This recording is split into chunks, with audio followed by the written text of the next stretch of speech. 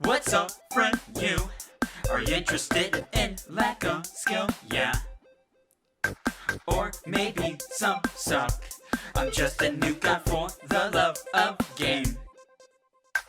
Wait, don't go. I know it's bad. Times have changed, but not by mad. Don't you know that games are my thing? Yeah, I know it's getting real late. Come on, look at me. I even do storytelling. Also, podcasts on great game subjects. Okay, yeah, I'm not a Markiplier or a PewDiePie. But hey, that's what makes me so unique, right? Right? Ladies and gentlemen, boys and girls, are you ready for the Niko Show? I am your host, NikoTheLegend, also known as the well-mannered teenager and the snowflake, and, also known as Vigil. And like I said, welcome to the Niko Show! Okay, that's enough. Hi everybody, I'm Niko. And this is another episode of the Niko Show. I hope you're ready, because today is something fun, I think. Well, it is something I would like to hear your guys' opinions on, that's for sure. Because today I am discussing the top 5 most, pretty much games I'm most excited about releasing, upcoming games. Yes, my top 5, which many of you would probably wouldn't agree on wholeheartedly, or be like, what? Why? Or maybe you will. Maybe you can understand where I'm coming from. And this episode of the Niko Show, I know, it's great saying that. Thanks everybody for being here. Anyway, I'm not gonna do any like new like weird news articles stuff, because I don't know. I mean, it's just 5 games that I'm talking about that I can't wait to play. But I'm going to be going into some deeper emphasis on why I picked these games and why I'm most excited about. So this could be the longest episode of all time, or the shortest episode, or we could stretch it out all the way to an hour. Just kidding. So before we get started on that, folks, like I said, this is the Niko Show. You know where to find me. I'm here on YouTube. You can find me on Spotify for audio listeners. Libsyn is where the first party podcasts go. And then, of course, Spotify's third party. Then you can check out my Discord, Twitch, Twitter, blah, blah. You'll see the links down below. And, I think it's pretty cool to have multiple ways of you checking out the Niko Show. I post it everywhere. Actually, I don't post on Instagram with the Niko Show, but I don't even have a link to my Instagram because I don't post anything channel related that much, but everywhere else you will find me. So yeah, like I said in the comments down below, if you want to say anything in regards to what we're talking about today, that would be great. And if you do enjoy me fact checking you, which I do all the time, it's just people just like to correct me, and then they don't provide any sources behind the supposed correction. It's just interesting how people just make an ass out of themselves. I'm not saying any names, but you know who I'm talking about. And if you do, you know I'd be right. And if you're angry, well, just remember, stupid people get angry. But besides the point, we're here. We're going to have fun with this. I can't wait to talk about it. And, one last shameless plug.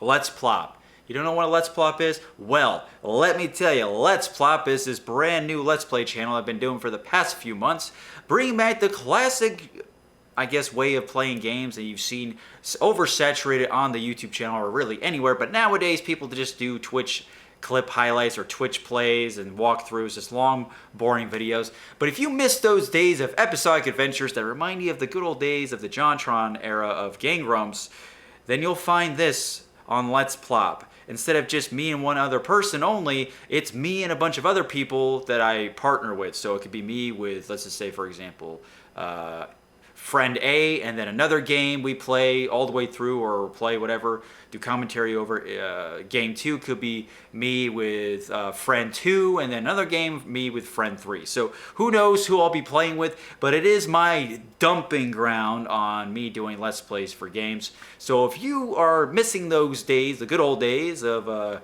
Let's Plays with 2 friends commentating and just being shitlords to one another, Let's Plop is your place to be. So anyway, enough with the shameless plugs. I always forget to put that in there, but you will see a link of that down below.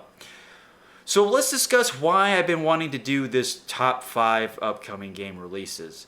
Sometimes the ideas of the episodes, they happen weeks before, or a week, or they happen the day of. Literally, this topic happened, I was thinking of something to talk about on the way to work today, to the gym, because that's where I do personal training. Anybody's listening and knows me in real life and knows that I do that for a living, and I love it. But, I don't know, I want to think of something interesting or something unique or something I haven't talked about before. And yeah, that's been kind of my bit on the Niko show. I used to do gaming articles and news stuff, but it didn't age well, really, and, you know, that stuff you just digest and just move on. I like to talk about things that can age well, like fine wine, if that makes any sense, to where it always stays topical. You know, I've talked about all kinds of stuff on the channel, whether it be clear enough, descriptive enough, talking out of my ass, anecdotal, empirical, factual, it doesn't matter. Most of the time, I just freeform everything that you see me do on this show. So there's a lot of uhs, and then like, and then maybe, yeah, you know. So it's, and don't forget, so. Yeah, there's no bullshit here. But see, the thing is about the Niko show is that I'm aware of when I start repeating myself too much and I run out of things to say. Now, I guess it would help if I had things to talk about, which I do. That's why I have articles of like the weird news articles I talk about, because that does take up some airtime. I don't do it to take up airtime, but I'm just saying. I do that just to give something a little different spin on the Niko show. And people might find that interesting, you know, because it's like, oh, he's just talking about gaming stuff. I don't always talk about gaming stuff on here, but most of the time I do. But for those of you who have been on the show, for those of you who have watched the show, you know it's not always about games. Yeah, about 95% of it's about games. But you know what I'm saying? You know, we tried to, we stick to our guns here. All right, I'm sorry, that was lame. Forgive me. So, like I said, top 5 upcoming games coming out. So I went down a rabbit hole here. So I picked this one because it's something I haven't talked about, you know, upcoming. And, you know, gamers, or with anything in life, we enjoy the anticipation of something really cool that's going to be coming out. So in this particular instance, it's video games. And I'm going to be as voracious as possible. I'm going to let you know the damn truth about each game and why I picked it. So I just picked this generic, like, stock photo of this just to give you, I don't know, just some kind of reference. If you can't see it, if you're listening through Spotify, it's just a picture of different, like, consoles and then the mascots in front of it of like PlayStation, Xbox, Switch, PC, and I guess tablet. I guess they're not the true mascots for each console, but you know, you get the idea. So for example, Master Chief for Xbox, Lady Dimitrescu, whatever, Big Boo Vampire Chick for PlayStation, and then Splatoon for the Switch, and Shifu, I think it's called, for PC. I don't know why that would be. Anyway, I don't make these pictures. I just use them and give no credit where credit's due. Not all the time, though, unless it's absolutely necessary. So anyway, yeah, so this list, this top 5, I picked the top 5 because we might be just here all freaking day, and I kind of want to just get down to the nitty-gritty, straight to it. And like I said, I'll try my best in explaining why I picked these games, and hopefully you guys can understand my rationality, lack thereof, of why I did pick these and why I am excited. Even if it's something you don't care about, even if it's a game, like if you don't care about video games, well, what are you doing here? Unless you're supporting me, I appreciate it. But if it is a game, or you're into games and you're listening to this, appreciate it, and then I list the game that you don't like, at least try to empathize where I'm coming from. I promise you, the games that I pick might surprise you. and most of them you have heard before, or at least heard of the franchise. So I'm excited to go into this. Like I said, I don't know how long this episode is going to last. It could be the shortest episode, it could be a long one, or it could be the actual, I try to at least go an average of like 50 minutes to an hour. Something, blah, blah, blah. All right, are you ready? Are you ready for the Niko Show?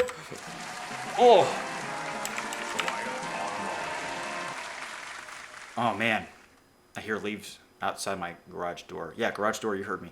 Okay, and I thought I was gonna come down with another sinus issue today, but all I had to do was just take a nap. But the thing is about, I live in Florida, so once it starts getting nice, it feels nice and breezy, but sometimes it gets too much and the pollen gets swept up and gets in the air and it just goes, and it kills me. You wouldn't believe how much pollen is in Florida, especially where I'm living. So I thought I was gonna feel the death, eat a death stick, a sinus stick, and it was gonna hit me hard.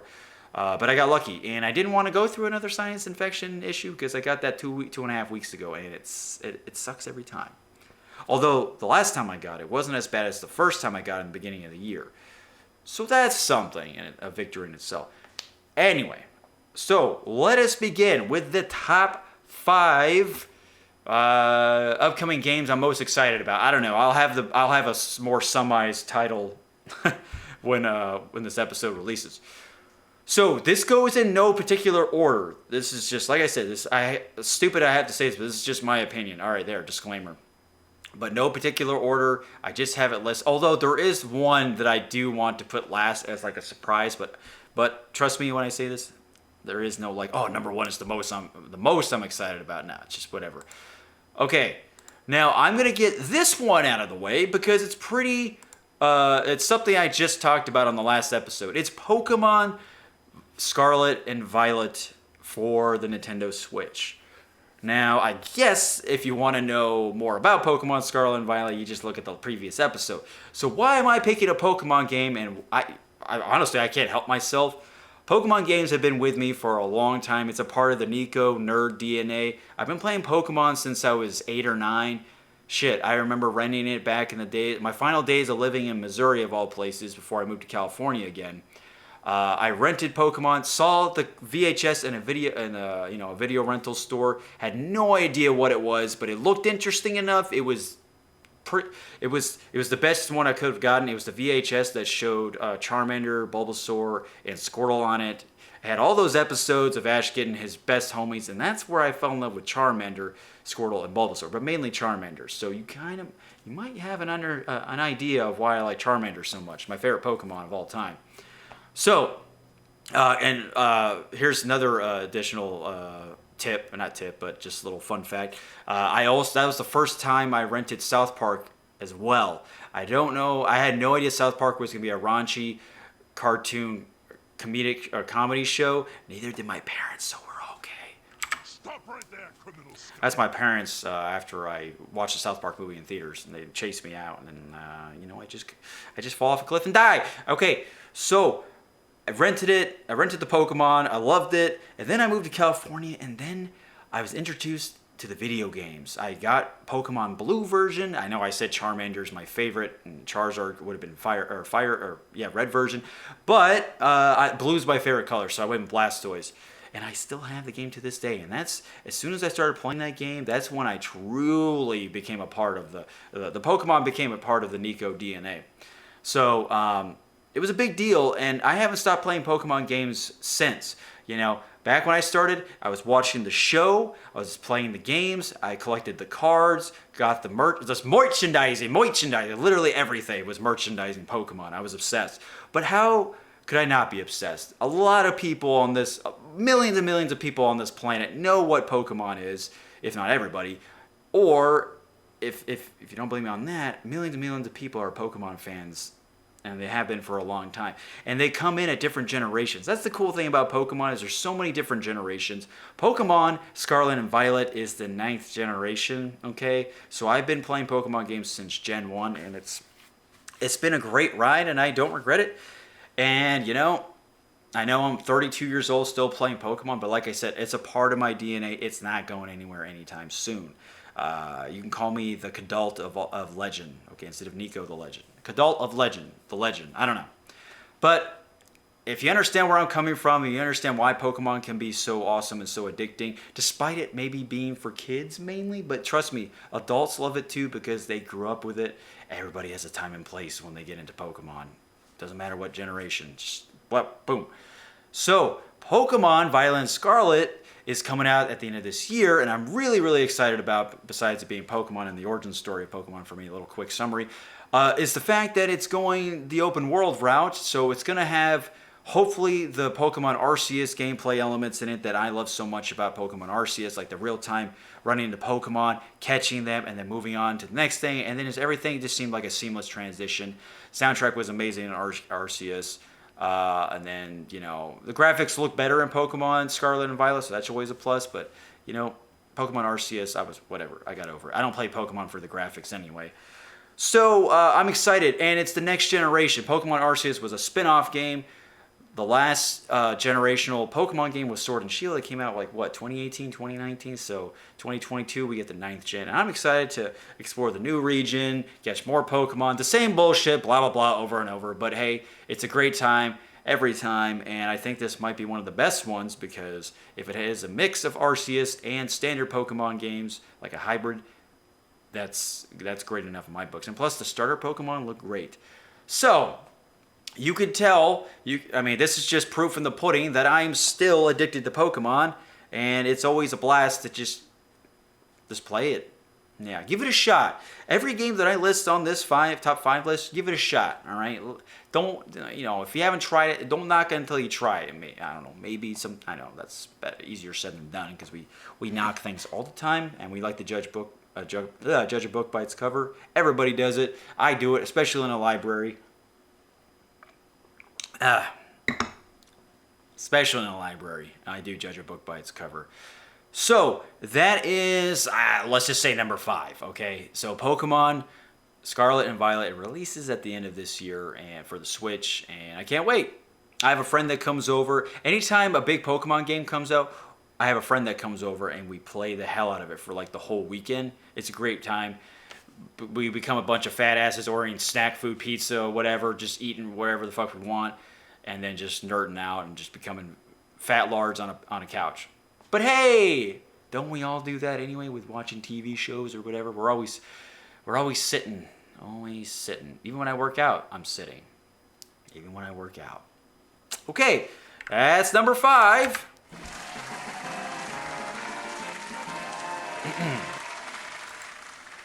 Okay, number 4 is going to be Zelda Breath of the Wild 2. Now, this game originally was coming out this year, but that's no longer the case. It's actually coming out spring of 2023. It was literally announced yesterday. Yesterday was March 29th, 2022, so today's the 30th. So when posting of this episode, now you have the time slot, or the timeline. Oh God! So, the director, the producer of the game made an announcement saying that, hey, we got to delay this game. We're going to work more on it. Kind of broke my heart a little bit because I love Breath of the Wild. It's one of my favorite games of all time and one of my favorite Zelda games. If I had a top 3 Zelda list, Breath of the Wild is up there, along with Ocarina of Time and Twilight Princess. Nope, not Majora's Mask or Wind Waker. Sorry. But let me know what your favorite top 3 Zelda games are. So, Breath of the Wild 2. So let me tell you, when Breath of the Wild 1 was first announced, I was already excited. I always get excited. Zelda games, I've always been a part of the Niko DNA as well, pretty much. All these games I list on here are part of my Niko DNA that I've been sticking with since I was a kid. So Zelda is no stranger to me. And I've been playing Zelda games since I was a kid, since the original Nintendo. I started, I know I was born in 89, and I know Zelda 1 came out like the mid-80s. So it's like, how can you play it? Well, my brothers had a NES and a Super Nintendo, and we played Zelda on it. Boom. Wow, that was easy. So I've just stuck with it over the years. My first very own Zelda game that I owned was Ocarina of Time, and I still have it. And talk about me spending countless hours in that game. That feeling that I had in Ocarina of Time was the feeling I had when Breath of the Wild 1 came out. It was going back to its roots on the very first Zelda game, because if you remember, very first Zelda game, you pick your name and the game starts and you're literally just nothing. You're just going. It's the first. It was like the first open world game before I even knew it was open world. You literally go anywhere. You beat it however way you want it. You explore it. Boom. That's how it is. That's how it is for Elden Ring too. And why do you think that's so successful? Do you think Elden Ring got its roots with its exploration open world from Assassin's Creed or Horizon Zero Dawn or any of those bland, oversaturated clutter of open world games? No, they get it from the guru, the head honcho, the grandfather is Zelda 1 and Breath of the Wild. Breath of the Wild and Zelda 1 inspired a lot of developers to go that route of exploration and stuff. Especially just playing the game however the way you want to fucking play it. Sure, you may go to a harder dungeon, you may get fucked up, but you know what? You made that choice. Higher risk, higher reward. So that's what I love about Breath of the Wild, Zelda 1, specifically Breath of the Wild, and then of course Elden Ring is just like that. And that's why it's kicking the shit out of every open world game out right now that has been released in the past maybe year or two or something. Trust me. It's destroying. Anyway, we're not here to talk about Elden Ring, but just hear me out. Just trust me on that. So Breath of the Wild, like I said, it brought back that kid in me, that whole like adventurous side of me. I'm still adventurous to this day, but as you get older, you start slowing down. Your energy levels maybe go down a little bit. Testosterone level goes down. It's just the natural way of life, the vicious cycle, the flow of time. So as a kid, when I was playing Ocarina of Time, my childhood was just like pure gold. This was a game that I couldn't stop playing. And Breath of the Wild, somehow they brought it back. They brought that feeling back of exploration, of risk, reward, adventure. Literally going anywhere you want to go. You can climb anything in the fucking game. It's absolutely amazing. Take it from me. Zelda Breath of the Wild is so good, and it's casts a spell over you. I can't even find the right words for it. It casts a spell over you, and you're just pulled in the entire time. So you can kind of get an idea of why I'm excited for Breath of the Wild 2, because it's going to be one of my favorite Zelda games, but even better. I'm hoping, I'm very cautiously optimistic, or very optimistic about it, because Nintendo doesn't mess around with their Zelda and Mario games. They take that shit pretty seriously, especially Zelda. Zelda and Mario is the top two from Nintendo that they hold a very special place in their dear hearts. And gamers have been feeling that same way too. So Breath of the Wild 2, it's just going to be another grand adventure. Despite it being delayed and stuff, which is disappointing, this game was announced like 2020, I think, at the end of 2020. So we've been waiting for a while, and Breath of the Wild 1 came out in 2017. But that's normal. Zelda games take like 5 to 6 years to release between each entry most of the time. Or sometimes, that's just how it goes. And it's a lot of time has passed, but I am super excited for this, of course. I'm just nerdgasming right now.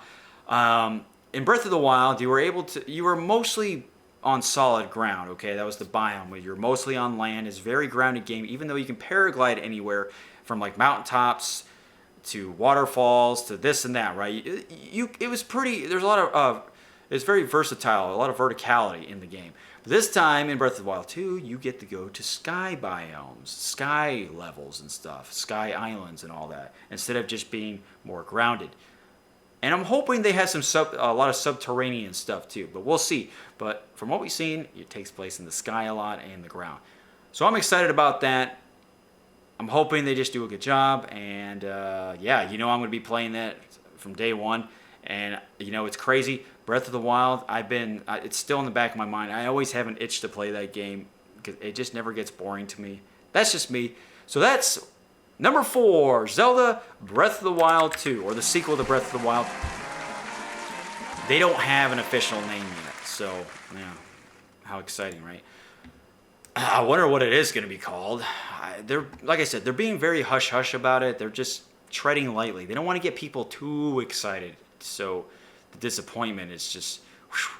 But you know what? Every time they delay it, their stocks go down quite a bit because that is a big deal. And shareholders are like, come on, guys, release this shit. But I give Nintendo credit where credit's due. They do have the balls to just be like, no, we're releasing this fucking game when it's ready because we know it's going to make $1 bazillion more than what we lose at the stock market or whatever financial quarter. Trust me, this game's going to sell like fucking hotcakes. Hotcakes coming through. Okay, number 3. Here we go. I know I just did the victory fanfare, but I guess I'll do it when I'm done explaining and then right before I go into the next one.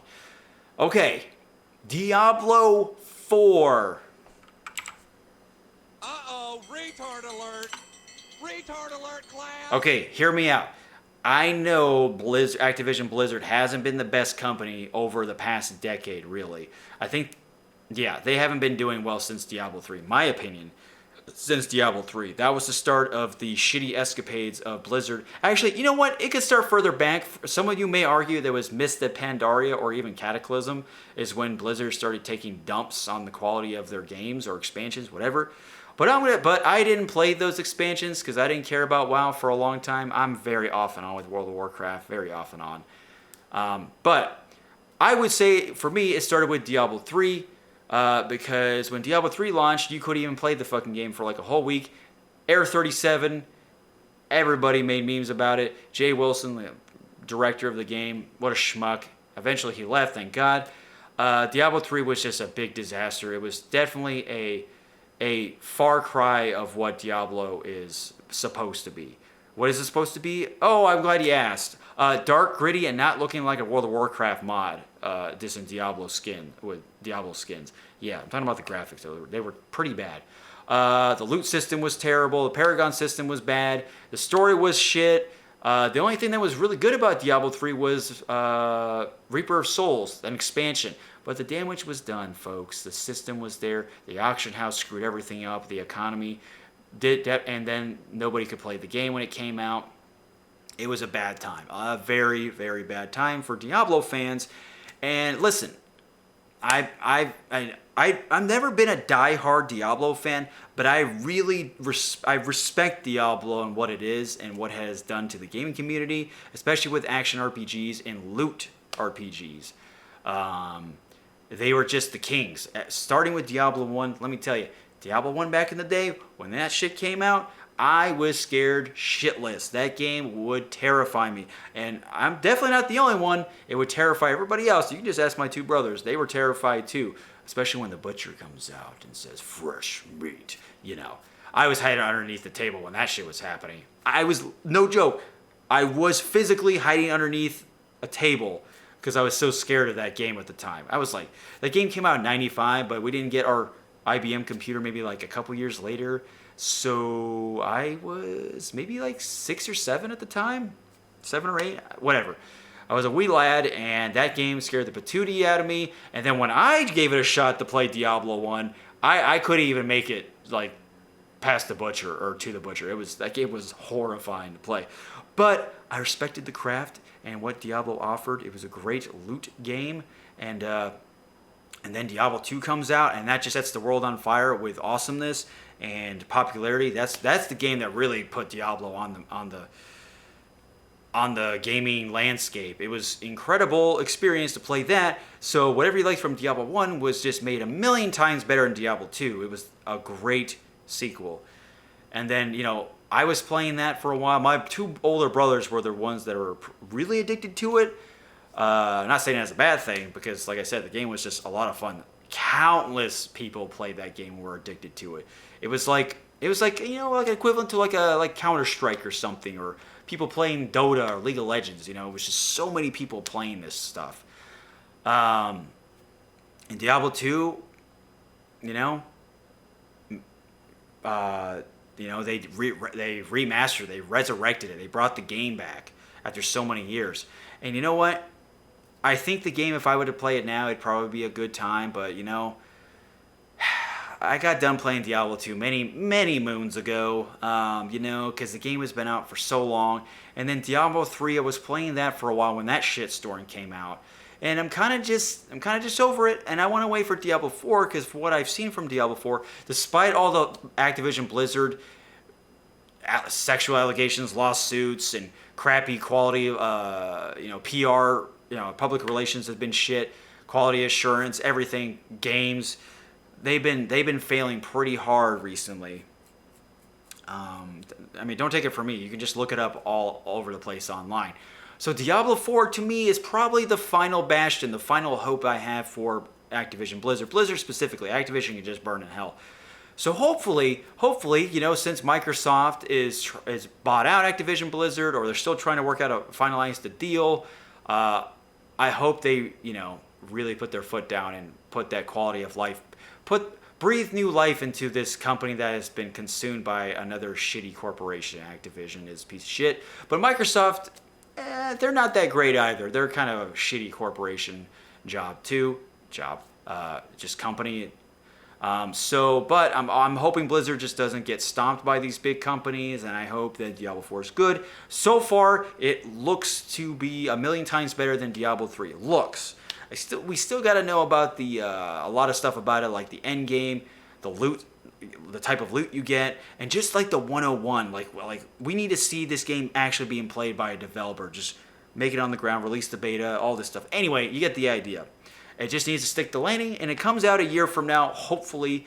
But I don't know. Something tells me this game's already going to be a million times better than Diablo 3. But hey, don't take my word for it.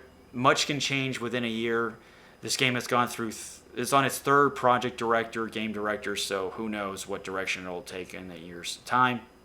So, that is Diablo 4. If you're into the monster slaying, into the loot picking, demon slaying, and you're into the dark, gritty, gothic, dark fantasy, horror, whatever, that is going to be your game, your go-to. And then if you want to wait, in the meantime, Diablo 2 Resurrected, it awaits.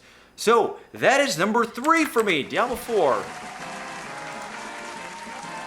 Okay, we're actually doing pretty good. 36 minutes. We got 2 left, people. 2 left. So far we've covered Pokemon Scarlet Violet number 5, Zelda Breath of the Wild 2. This is no particular order, whatever, just of importance. And then Diablo 4, number 3. Number 2. Are you ready for number 2? Okay. Who does number 2 work for? Name that movie and I'll love you.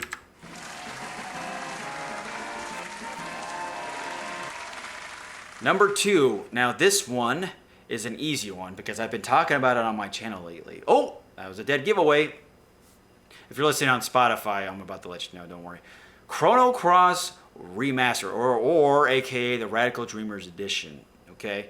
Now, I might just go really touch and go on this. So the reason why I'm going to go more touch and go if I can is because I did a whole podcast on it, on Chrono Cross, with the great John Paul Hayward, great composer. Check out his music. Check out that episode. It was only a few episodes ago. You'll still see it on the YouTube channel front page. And I've been doing a bunch of videos on it. So you can kind of get an idea of how excited I am. So you would think that would be number 1, right? But no. Like I said, no particular order. But I saved this one for last, just for suspense. Ooh, and drum rolls, really cheesy drum rolls with like pitchforks. You play. I don't know what I'm doing. So Chrono Cross Remastered, yes, they are bringing back one of my favorite games of all time and one of my favorite JRPGs of all time. I know it's a big list. This is a game that has gotten shit for treatment. It's only been released once on the original platform, the PlayStation 1, back in 1999, 2000. Sorry. Sorry for the purists out there. And it hasn't, Chrono Cross got a lot of flack for not being a true sequel to Chrono Trigger, even though a true sequel to Chrono Trigger just wouldn't work because Chrono Trigger was supposed to be the only game until Radical Dreamers came out, and they're like, okay, I guess we'll just turn this into Chrono Cross now. Yeah, it was all an afterthought, okay? This Chrono Cross was not planned from the get-go when Chrono Trigger was being developed. Yeah. So Chrono Trigger, when you play that's the first game. That game feels like it doesn't need a sequel. It just, that's all you need to do. It's just one game, that's all you need. So when Chrono Cross came around, they went a different route entirely. And anybody who played Chrono Cross, knows exactly what I'm talking about. Like the narrative direction, the plot, the pacing, the gameplay, the graphics. Literally everything was different in Chrono Cross compared to Chrono Trigger. Besides fighting with 3 party members or something. And finding awesome characters. Anyway. And there's some parallels from Chrono Trigger and Chrono Cross, and then it's a sequel to Chrono Trigger, so Chrono Cross is what the aftermath of the events of Chrono Trigger has become or was. So anyway, I'm excited for this because this is the game that I hate to say it, fell in love with as soon as I started playing Chrono Cross. It's a very touching story that I had, but you'll have to just listen to it on the Chrono Cross Niko Show episode. But I'll just give you a quick summary of it. It was gifted to me by a good friend of mine of old. Before I moved to Florida back in 2002, I played this game for the first time. And then, right before I moved, he gave me the game to finish. And I'll never forget that kind and lovable gesture. Yeah, so you can tell why it means so much to me. It's just, there's a lot of heart involved. So I know it sounds funny with a video game, but it's got sentimental value, just like Chrono Cross does. So when I heard that Chrono Cross was getting remastered, I flipped my shit. Not because I had a general idea what's coming out, because it was leaked in video leaks, and it had a lot of Square Enix games that were leaked, and Chrono Cross was on there. I was looking through the rumor mill, and apparently it was supposed to only come out for PlayStation, no other console, but holy shit, when they showed the Nintendo Direct, online Direct, and when Chrono Cross was announced, I lost my mind. I literally got out of my seat and lost my fucking mind. So that's how much this game means to me, and the fact that it's coming out on a Nintendo console for the first time ever, not just Nintendo, it's coming out on PC for the first time, and Xbox for the first time, and it's going back to where it was born, what company that gave it a home, and that is Sony. So it's going on the PS5, PS4, it's going on everything pretty much, and this is awesome. Everybody gets to have a good time with this game. So whatever, 20 plus years since this game originally came out. So 20 plus years can take you on many different routes in life, especially when you're playing your favorite video games. Who knows if you're still a Sony fanboy, Xbox fanboy, Nintendo fanboy, PC fanboy. It doesn't matter anymore. You get to play it wherever you want. So if you were originally on the PlayStation only, but all of a sudden you change your mind, you're Nintendo only, life's funny that way.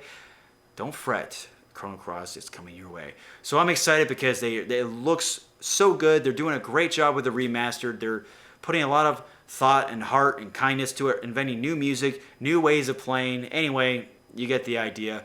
Check out the Chrono Cross podcast for the Niko Show. You'll see what I mean and how excited John and I are to play this and how we were excited to talk about Chrono Cross 101.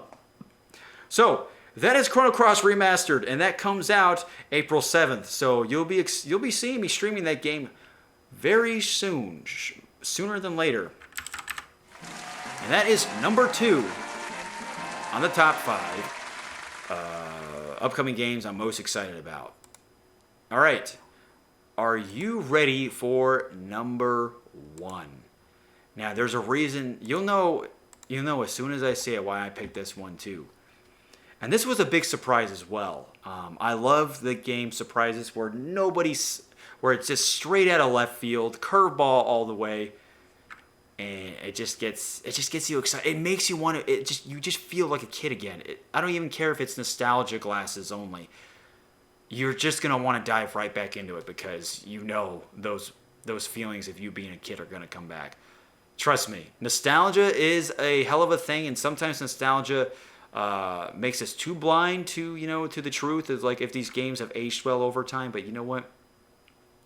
I played these games recently or in the last decade, and they still made me very happy, and I can't wait to play them again.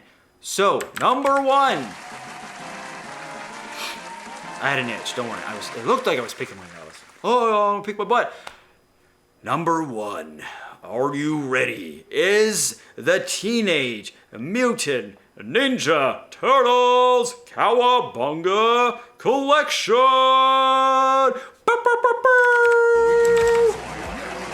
Oh, DJ, turn it up, turn it up. Yes, the Teenage Mutant Ninja Turtles Cowabunga Collection. A collection is is the surprise I was building up to. But you may have been surprised as me when they announced it.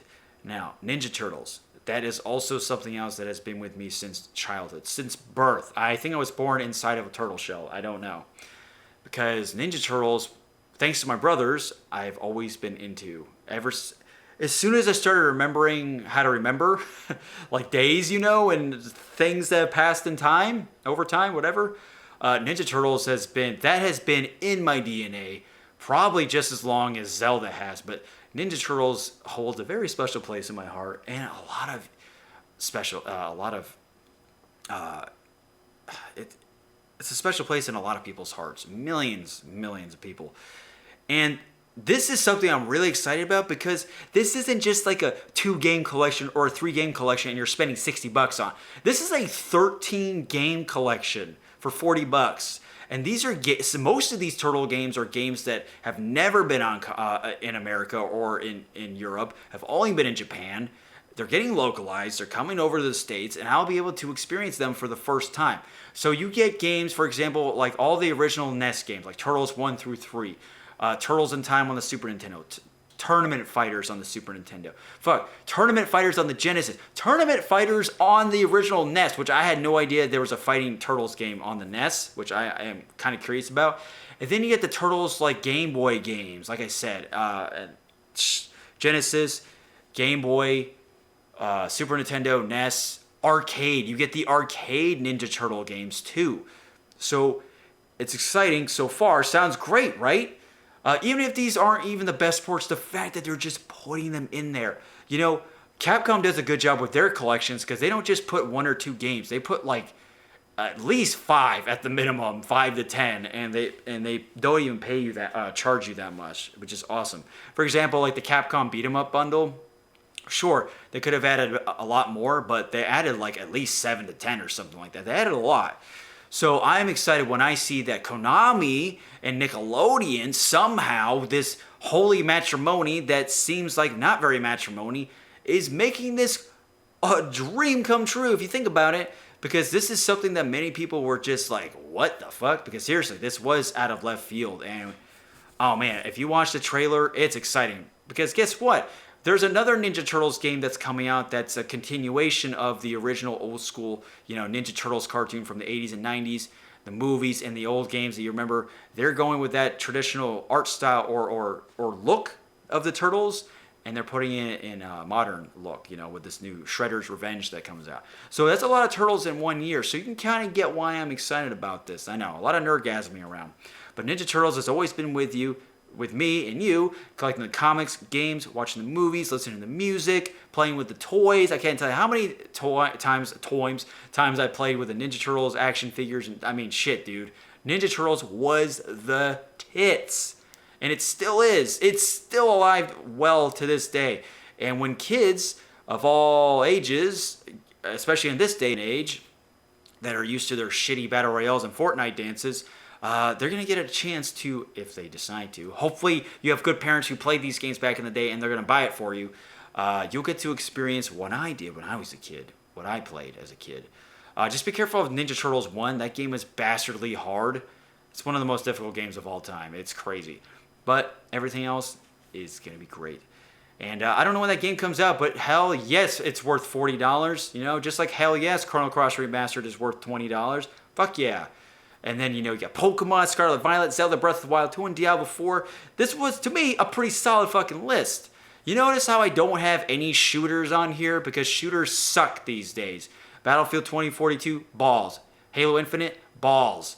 Call of Duty Vanguard, balls. So, yeah, you can tell that I don't care about really shooters too much anyway. No battle royales. Nope. These are just mostly adventure games, RPGs, and then one beat-em-up collection. So, that has been the top 5 games I am most excited about releasing this year or next year. I think the 2 games releasing next year are Diablo 4 and Breath of the Wild 2. So, the rest of them are coming out this year. Just remember, Chrono Cross Remastered comes out April 7th of this year. Pokemon Scarlet Violet holiday season, that's what it always does. So, November, December.